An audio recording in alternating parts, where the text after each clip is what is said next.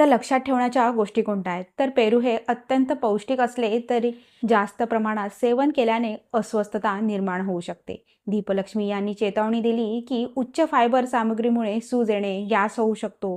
विशेषतः फायबरयुक्त आहाराची सवय नसलेल्यांना, मधुमेहावर औषधोपचार करणाऱ्यांनी सावधगिरी बाळगली पाहिजे. कारण पेरू रक्तातील साखरेची पातळी आणखी कमी करू शकतो.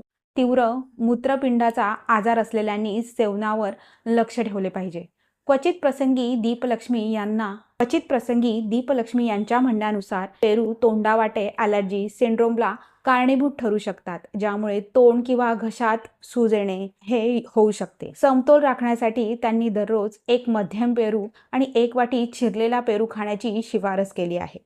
पेरूमध्ये अनेक पोषक तत्व असतात, पण अनेकांना हे माहीत नाही की पेरूसोबतच पेरूच्या पानांमध्येही अनेक औषधी गुण असतात.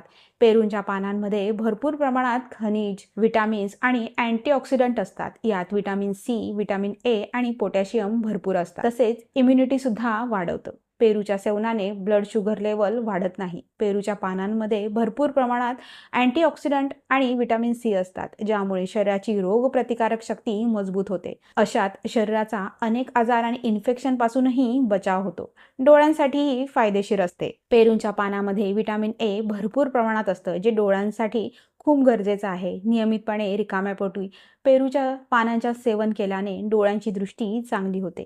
पेरूच्या पानांमध्ये तणाव दूर करणारे गुण असतात आणि मानसिक आरोग्यही चांगलं राहतं. अशा प्रकारे ही माहिती तुम्हाला कशी वाटली बरं? मला कमेंट करून नक्की सांगा. आणि हा व्हिडिओ आवडला असता चॅनेलला लाईक, शेअर आणि सबस्क्राईब करायला मात्र विसरू नका. तोपर्यंत धन्यवाद.